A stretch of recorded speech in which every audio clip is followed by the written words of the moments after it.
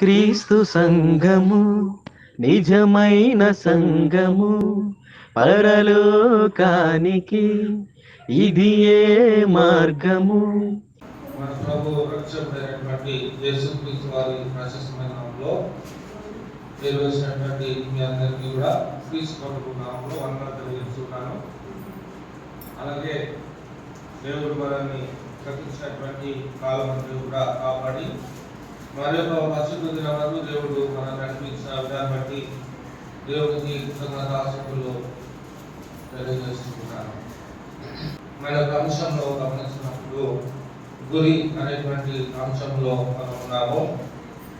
ఇందులో గతించినటువంటి ఆదివారం మనము క్రైస్తవులుగా మన యొక్క గమ్యము లేక గురి ఏమై ఉండాలి, ఆ గురిని చేరడానికి మనము ఏ రకమైనటువంటి అవగాహన కలిగి ఉండాలి అనేది మనం గమనించాము. ఇందులో పాత కాలంలో ఉన్నటువంటి ప్రవక్తలు, పితరులు వారి యొక్క జీవితాలు ఈ లోకము వారికి పరదేశముగా ఉన్నట్లుగా వారు ఈ లోకంలో జీవించారు. పరలోకంలో వారు ప్రవేశించడానికి ఈ లోకము శాశ్వతం కాదని ఆ యొక్క ఆలోచనతో వారు ఈ లోకంలో జీవించారు. అంటే దేవుడి కొరకు వారు జీవించారు. దేవుడు ఇచ్చేటువంటి ఆశీర్వాదాన్ని సంపాదించుకోవడానికి ప్రయాసపడ్డారు అనేది గత ఆదివారం మనం గమనించాము. ఈ సమయంలో అదే అంశానికి సంబంధించినటువంటి మరికొన్ని విషయాలను మనం చేస్తాము. గురి యొద్దకు చేరాలి అన్నప్పుడు 3 విధాలైనటువంటి విషయాలను మనం ఖచ్చితంగా కలిగినటువంటి వారంగా ఉండాలి. గురి యొద్దకు మనం చేరాలి, దేవుని సన్నిధిలో మనం చేరాలి అన్నప్పుడు 3 విషయాలను ఖచ్చితంగా మనము కలిగి ఉండాలి. ఆ 3 విషయాలు ఏంటి అనేది మనం చూద్దామండి. మొదటిది ఆసక్తి ఉండాలి. నిజమే, గురి యొద్దకు చేరాలి అంటే మనకి మొట్టమొదట ఆసక్తి అనేది ఉండాలి. ఆసక్తి లేకపోతే మనం గురి వద్దకు వెళ్ళినా కూడా ప్రయోజనము లేదు. అయితే ఆసక్తి కంటే ముందు ఏముంటే మనకు ఆసక్తి వస్తుంది? ఏముంటే మనకు ఆసక్తి వస్తుందని? ప్రేమ ఉండాలి. ప్రేమ ఉంటే మనము ఆసక్తిని చూపిస్తాం. ఎవరి విషయమైనా కూడా లోకంలో మన స్నేహితులతో కానీ, మన బంధువులతో కానీ, ఇంకొకరు వారితో కానీ, వారితో మనము ఇంకా మెరుగైనటువంటి సంబంధాన్ని పెంచుకోవడానికి ఆసక్తి ఉండాలి. అంటే ముందు వారి మీద మనకి ప్రేమ అనేది ఉండాలి. ఉంటేనే మనము వారి విషయంలో మనము ఆ ఆసక్తిని కలిగిన వారంగా ఉంటాం. ఇది లోక సంబంధమైనటువంటి విషయము. అయితే ఆత్మీయంగా కూడా దేవుని మీద చేరడానికి మనకి ప్రేమ ఉండాలి. ప్రేమ అంటే ఎవరి ఉండాలి? దేవుని మీద ఉండాలి. దేవుని మీద మనకి ప్రేమ లేకపోతే మనం ఎంత ఆసక్తి చూపించినా కూడా అది వ్యర్థంగా అవుతుంది. కాబట్టి ఆసక్తి అనేది దేనితో ముడిపడి ఉంది అంటే ప్రేమతో ముడిపడి ఉంది. అయితే మనం దేవుని ప్రేమిస్తున్నామా లేక దేవుడు మనల్ని ప్రేమిస్తున్నాడా అనేది మనం ఆలోచన చేయాలి. మనం దేవుని ప్రేమిస్తున్నామా లేక దేవుడు మనల్ని ప్రేమిస్తున్నాడు? దేవుడు మనల్ని ప్రేమిస్తున్నాడు. అయితే దేవుడు మనల్ని ప్రేమిస్తున్నాడు కాబట్టి మనం ఆయనను ప్రేమిస్తున్నాం. అంతేనా? అంతేనా? అంతేనా? దేవుడు ప్రేమించకపోతే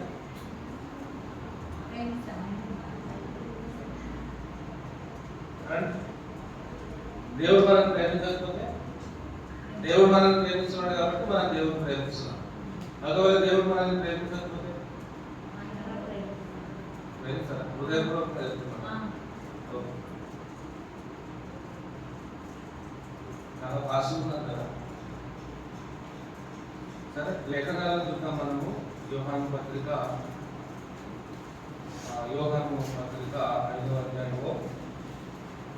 రాసిన మొదటి పత్రిక 5వ అధ్యాయము 1 నుంచి 4 వచనాలు.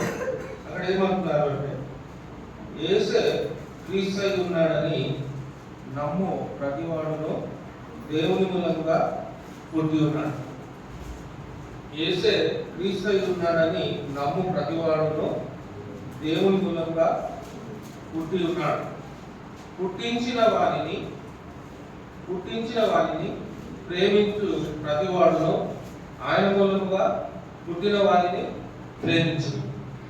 మరియు దేవుని ప్రేమించుచు ఆయన ఆజ్ఞలను నెరవేర్చువారమైతిమా.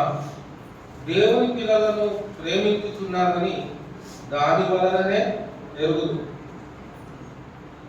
మనం ఆయన ఆజ్ఞలను గైకొనుటే దేవుని ప్రేమించుట. ఆయన ఆజ్ఞలు భారమైనవి కావు. దేవుని మూలంగా పుట్టిన వారందరూ లోకమును జయించుదురు. లోకమును జయించిన విజయము మన విశ్వాసమే. ఇక్కడ ప్రేమ గురించి తెలియజేస్తూ, దేవుని ప్రేమించేటువంటి వారు ఎంతమంది అయితే మేము దేవుని ప్రేమిస్తున్నామని అనుకుంటున్నారో అందులో నేను కూడా ఉన్నా. నేను దేవుని ప్రేమిస్తున్నా అనేటువంటి అవగాహన ఆలోచన నేను కూడా కలిగి ఉన్నా. అయితే ఇక్కడ ఏం చెప్తున్నాడు దేవుడు అంటే, దేవుని మూలంగా పుట్టినవాడు యేసే క్రీస్తు ఉన్నాడని నమ్మాలి.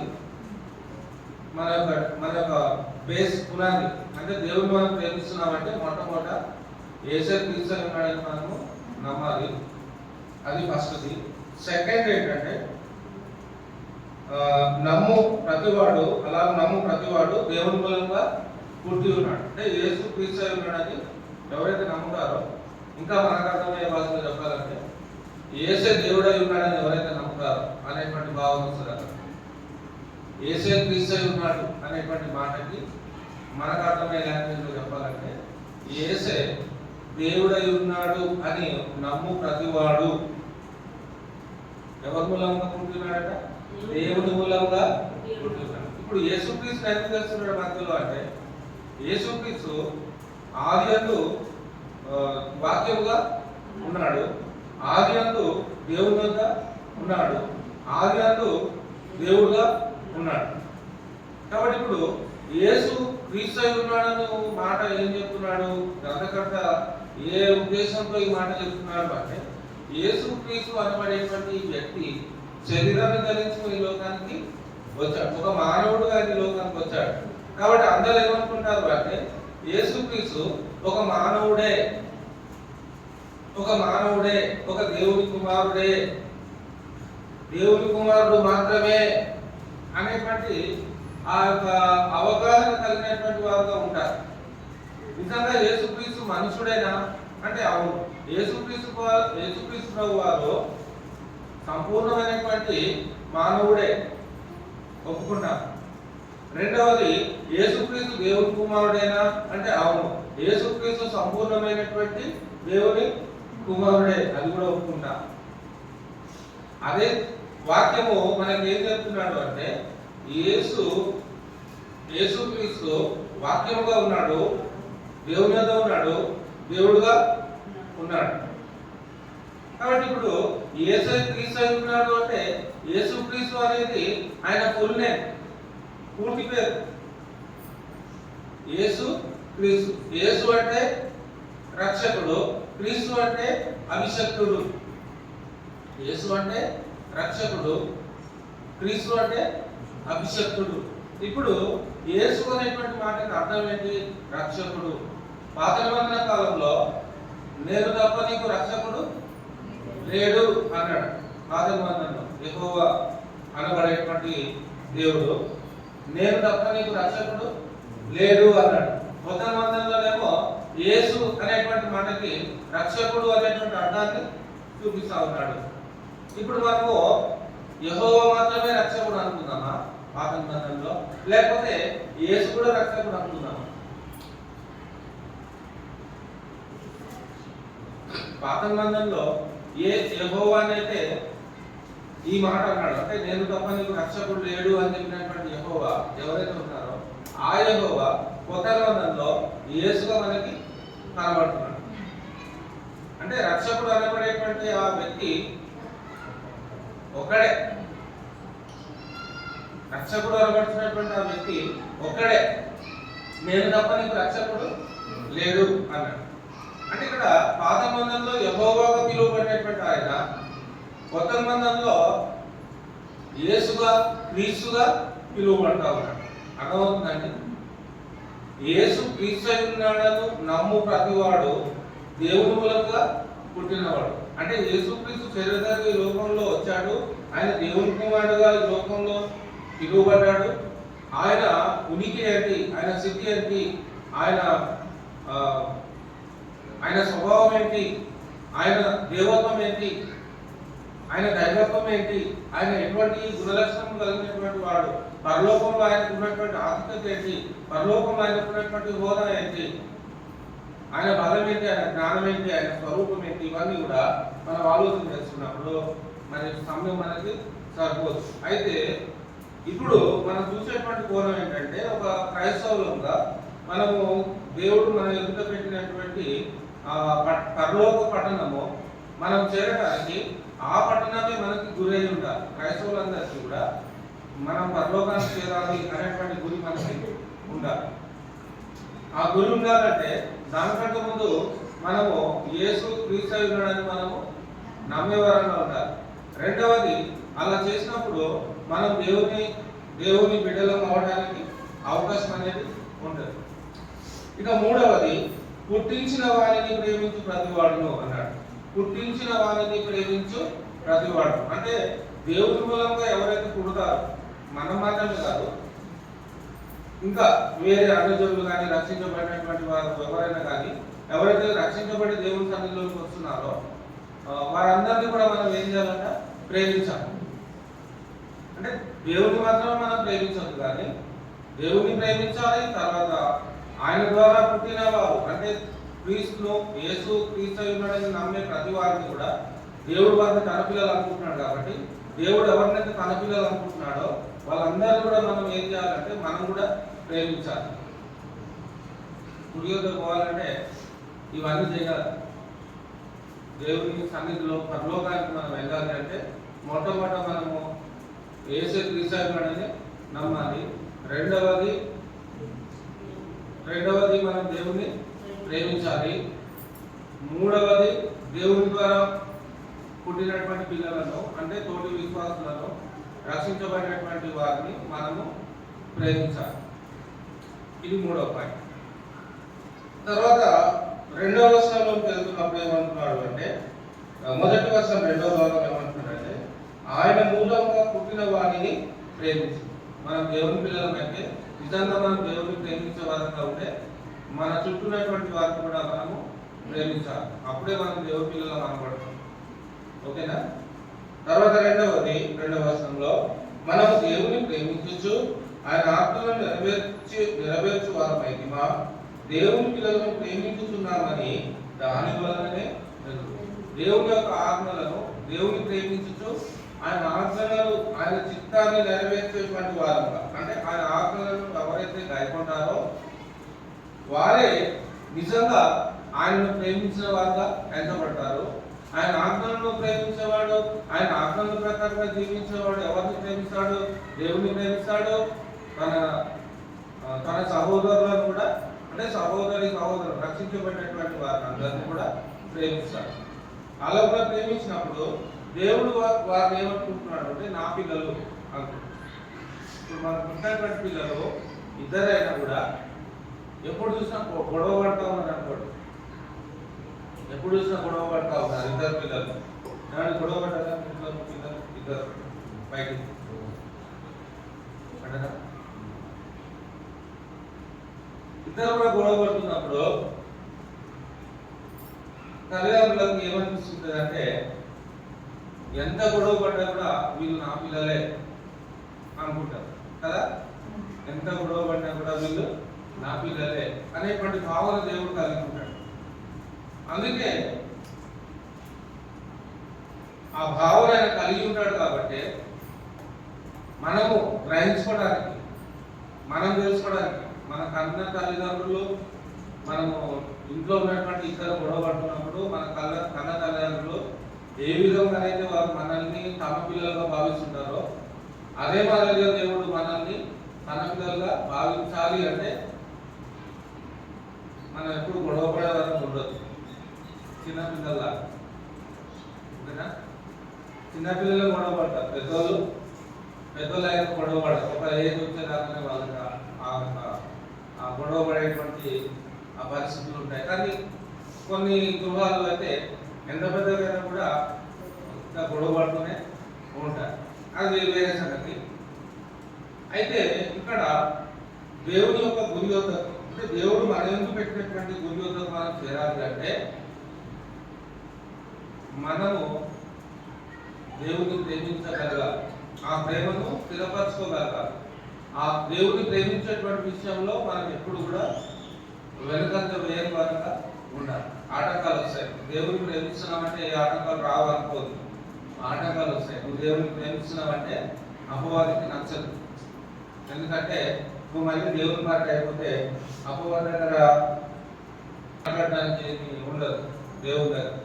కాబట్టి మన పక్షంగా అపవాది దేవుని దగ్గర మాట్లాడాలి అంటే అపవాది ఏం చేస్తున్నాడంటే మనం దేవుని ప్రేమించకుండా చేయడానికి ప్రయత్నాలు చేస్తుంటాడు. కాబట్టి ఆసక్తి అనేది మనం స్థిరపరచుకోవాల్సినటువంటి అవసరం ఉంటుంది. ఆటంకాలు వస్తున్నప్పటికీ కూడా ఆసక్తి అనేది ఎప్పుడైతే మనలో ఉంటుందో ఆ ఆసక్తిని బట్టి, ఆ ప్రేమించేటువంటి తత్వాన్ని బట్టి మనం దేవుని ఎప్పుడు కూడా విడిచిపెట్టని వారంగానే ఉండడానికి ఇష్టపడతాం.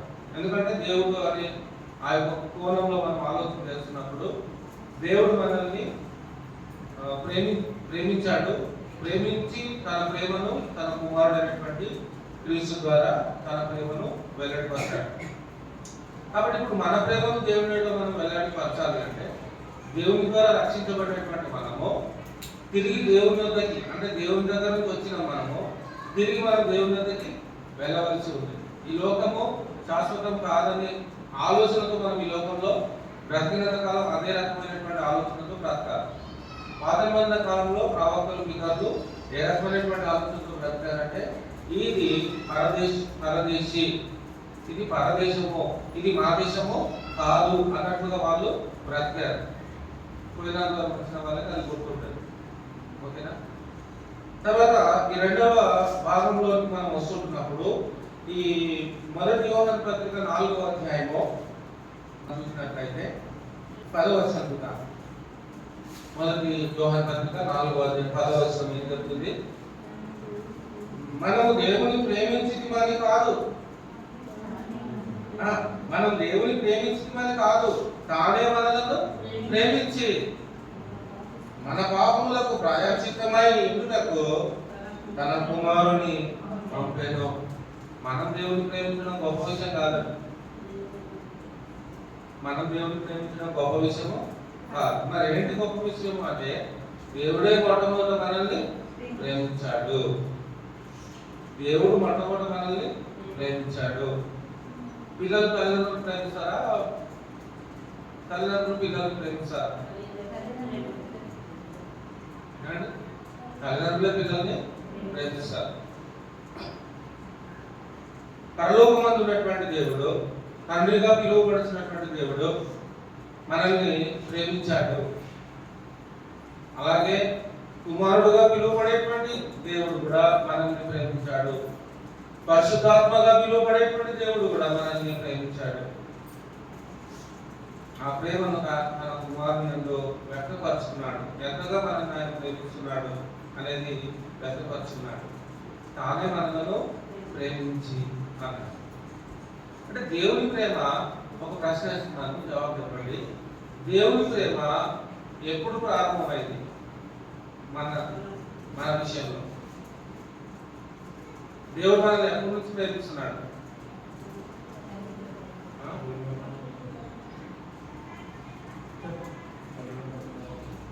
తల్లిదండ్రులలో ఉన్నప్పటి నుంచి దేవుడు మనల్ని ప్రేమిస్తున్నాడు. ఇది మీ ఆన్సర్ కదా? అందరూ ఒప్పుకుంటున్నారా? Right. Wrong answer. Right answer ఏంటంటే ఎఫెసీ పత్రిక 1వ అధ్యాయము 3 నుంచి 3 వచనం చదువుదాము. మన ప్రభువైన యేసుక్రీస్తు యొక్క తండ్రి యొక్క దేవుడు స్తుతింపబడును గాక. ఆయన క్రీస్తునందు పరలోక విషయములలో ఆత్మ సంబంధమైన ప్రతి ఆశీర్వాదమును మనకు అనుగ్రహించెను. ఎట్లనగా తన ప్రియులందు తాను ఉచితంగా మనకు అనుగ్రహించిన తన కృపామహిమకు కీర్తి కలుగునట్లు తన చిత్త ప్రకారమైన దయా సంకల్పము చొప్పున యేసుక్రీస్తు ద్వారా తనకు కుమారులుగా స్వీకరించుటకై మనలను ముందుగా తన కోసము నిర్ణయించుకొని మనము తన ఎదుట పరిశుద్ధులమును నిర్దోషమునై ఉండవలెనని పాండవస్తుంది. మనము పరిశుద్ధులమును నిర్దోషమునై ఉండవలెనని జగత్తు పునాది వేయబడక మునుపే ప్రేమ చేత ఆయన క్రీస్తులో మనలను ఏర్పరచలేదు. అంటే దేవుడు మనల్ని ఎప్పటి ప్రేమిస్తున్నాడంటే భూమి పుట్టక ముందే దేవుడు మనల్ని ప్రేమించడం స్టార్ట్ చేశాడు. అన్ని గర్భంలోకి వచ్చిన తర్వాత కదా. ఓకే, అంటే తల్లి గర్భంలోకి వచ్చిన తర్వాత మనం కూడా ప్రేమిస్తాం. మనకు పిల్లలు పుట్టబోతున్నారు అంటే ఇక వాళ్ళ మీద ప్రేమలు పెరుగుతుంటాయి మనకు కూడా. అంటే ఈ లోక సంబంధంగా అది ఓకే, కానీ ఇక్కడ ఏంటి దేవుని జ్ఞానం, ఇక్కడ ఏంటి దేవుని ఆలోచన ఏంటి అన్నప్పుడు మనం ఇంకా భూమి మీదకి రాకముందే దేవుడు మనల్ని ఏం చేస్తున్నాడట, ప్రేమిస్తున్నాడట. ఎంత వండర్ఫుల్ వర్డ్ తెలుసా. మనం భూమి మీద పుట్టక ముందే, ఆదాము పుట్టక ముందే, సృష్టి పుట్టక ముందే దేవుడు మనల్ని ప్రేమించడం స్టార్ట్ చేశాడు. ఈ సృష్టి సృష్టించబడక ముందు నుంచే దేవుడు మనల్ని ప్రేమించడం స్టార్ట్ చేశాడు. ప్రేమించి ఏం చేసుకుంటున్నాడు, క్రీస్తు ద్వారా మనము ఆయన బిడ్డలుగా చేసుకోవడానికి ఆయన అంతగా మనల్ని ఆయన ప్రేమిస్తున్నాడు. దేవుని యొక్క ప్రణాళిక, దేవుని యొక్క ఆ యొక్క ఆలోచన ఉన్నతమైంది. మానవులైనటువంటి మన ఎడల ఆయన యొక్క రూపంలో, ఆయన స్వరూపంలో, ఆయన కోరికలో ఆయన మనల్ని నిర్మించుకున్నాడు. ఒకవేళ మనం దారి తప్పినా, అంటే ఆదామవలు పాపం చేసినా కూడా వారిని కూడా దేవుని సన్నిధిలోకి ఎలా తీసుకొని రావాలి అనేది దేవుడు ముందుగా ప్రణాళికని సిద్ధం చేసుకున్నాడు. అందరూ శ్రమ వచ్చిన తర్వాత దాన్ని ఎలా ఎదుర్కోవాలని ఆలోచిస్తారు, కానీ దేవుడు అలాగా. దేవుడు ముందే అన్ని రెడీ చేసుకొని పెట్టుకున్నాడు. ఏం జరిగితే ఏం చేయాలి, ఏం జరిగితే ఏం చేసుకోవాలనేది దేవుడు ముందుగా ప్రణాళికని కలిగినటువంటి వాడుగా ఉన్నాడు. కాబట్టి మన జ్ఞానం ముందు, మన దేవుని జ్ఞానం ముందు మన జ్ఞానము, మన ఆలోచన అసలు దేనికి కూడా పనికిరాదండి. ఇక్కడ దేవుని ప్రేమ ముందు మన ప్రేమ చాలా తక్కువ, చాలా అంటే చాలా తక్కువ. లెక్క కౌంటింగ్ రాదు, లెక్క పెట్టలేదు. ఎందుకంటే ఆయన మొదట మనల్ని ప్రేమించాడు. అలాగే ఆయన ఏం కోరుకుంటున్నాడు మన అంటే మనము ఆయనని ప్రేమించాలి. ఆయన మొదట మనల్ని ప్రేమించాడు, మనం ఆయనని ప్రేమించాలి. నిజంగా మనం ఆయనని ప్రేమిస్తే ఆయన ఎందుకు పుట్టినటువంటి రక్షించబడినటువంటి తోటి విశ్వాసులను మనం ఏం చేయాలి, ప్రేమించే వారంగా బ్రతకాలి. అలా బ్రతికితేనే ఆ గురి దగ్గర మనం చేరగలుగుతాం. అందుకే యేసుక్రీస్తు వారు ఆయన కొరడాలతో కొడుతున్నప్పుడు, మేకలతో కొడుతున్నప్పుడు, తర్వాత శిలువ మోసి తీసుకుని వెళ్తున్నప్పుడు, పిలాతును నిలువ పెట్టినప్పుడు, భయంకరమైనటువంటి మాటల చేత ఆయన హృదయాన్ని గాయపరుస్తున్నప్పుడు ఆయన ఎవరిని ఒక మాట ఏమి అనడం లేదు.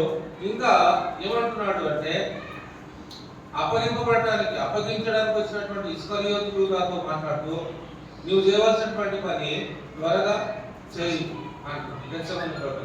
నువ్వు చేయవలసినటువంటి పని త్వరగా చేయి.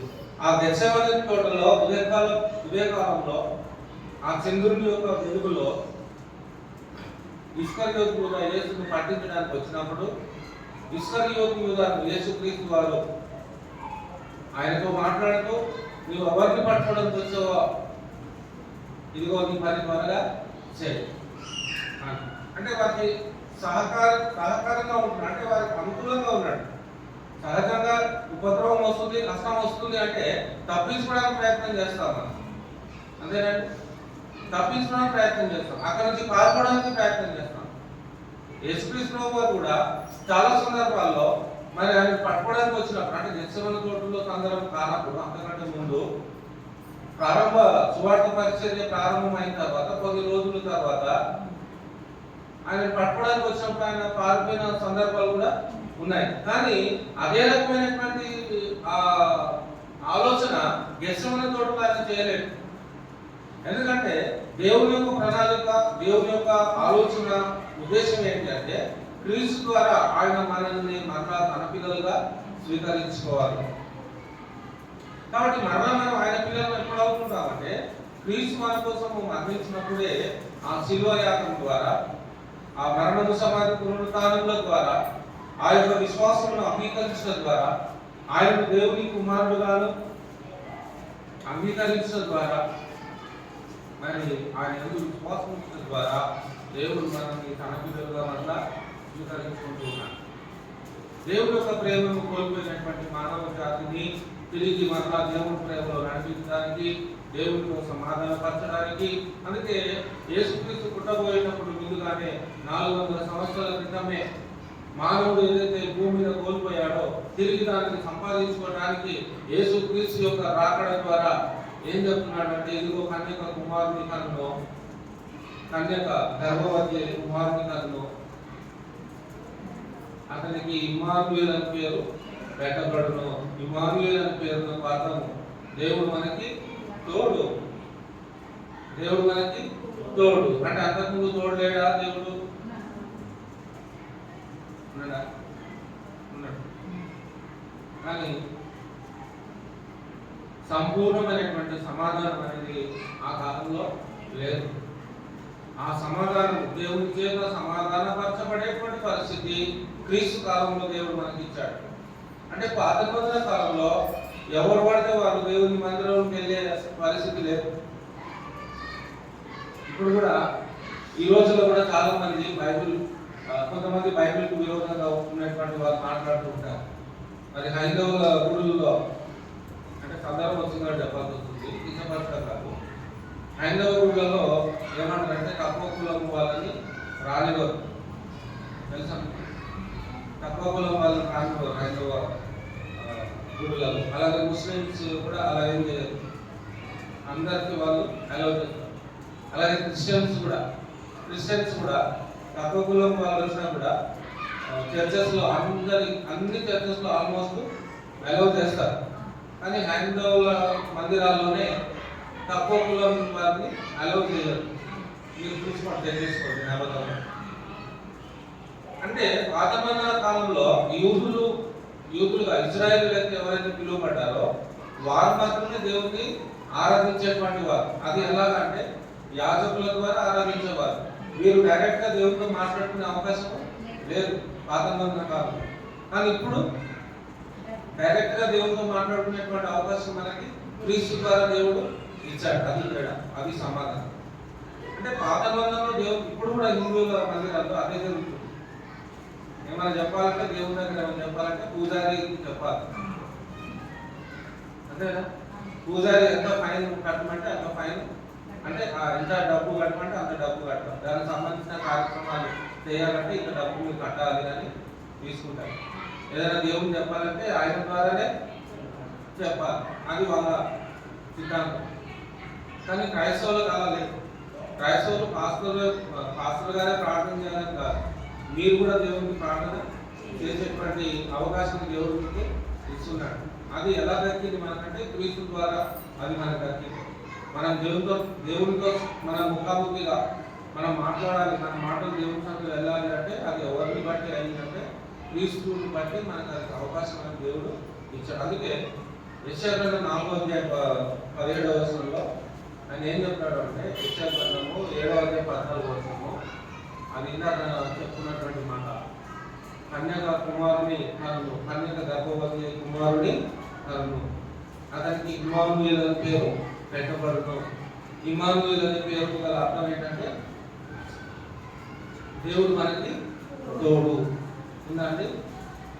7వ అధ్యాయం 14వ వచనం యెషయా. ఇమ్మానుయేల్ అనే పేరు అర్థం ఏంటంటే దేవుడు మనకి తోడు. అంతకుముందు కూడా తోడు ఉన్నాడు కానీ దేవుని చేత సమాధానము లేదు. యేసుక్రీస్తు ద్వారా దేవునితో ప్రతి ఒక్కరూ సమాధాన పరచబడటానికి క్రీస్తు ద్వారా దేవుడు ఏర్పాటు మనకి చేశాడు. యెషయా 7:14.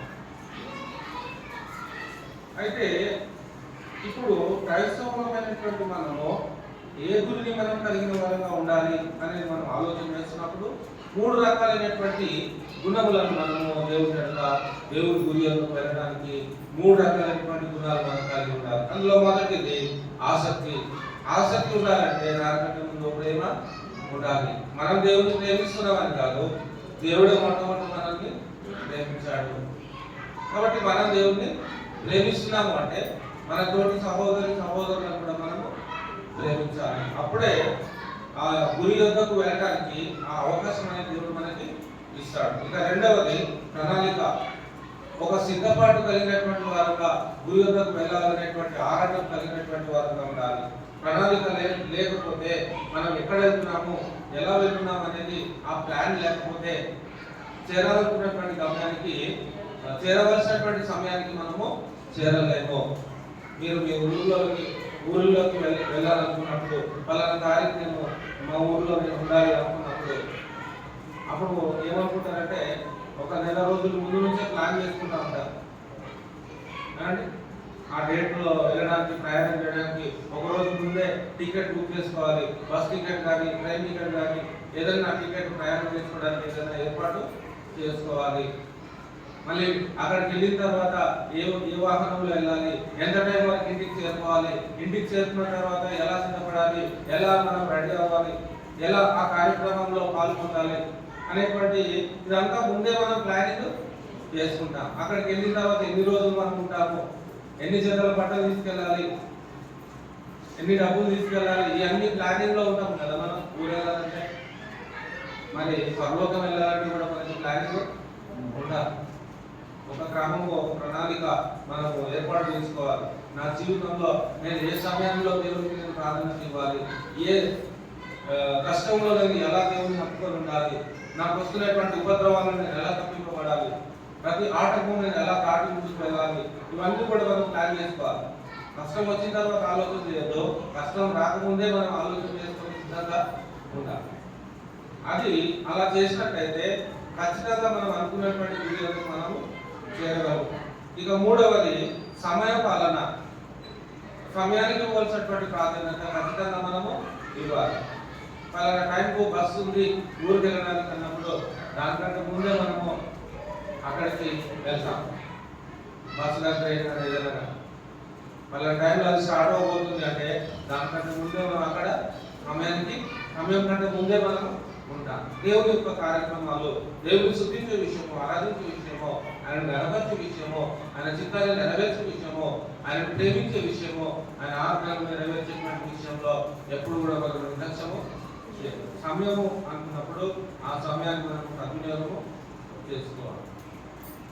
అది ఈ 3 విషయాలలో మనం ఖచ్చితంగా ఉంటే కనుక ఖచ్చితంగా మన గురి ఉంటుంది. అంటే పరలోక పట్టణానికి మనము వెళ్ళగలుగుతాం. ఆ రీతిలో దేవుడు మనం నడిపించిన 4 మాటలు ముగిస్తున్నాను. కనుక ఇంకా పాఠం ఉంది, అయిపోలేదు. వచ్చే వారం కూడా చూద్దాము. ఈ సమయంలో వందనాలు తెలియజేస్తూ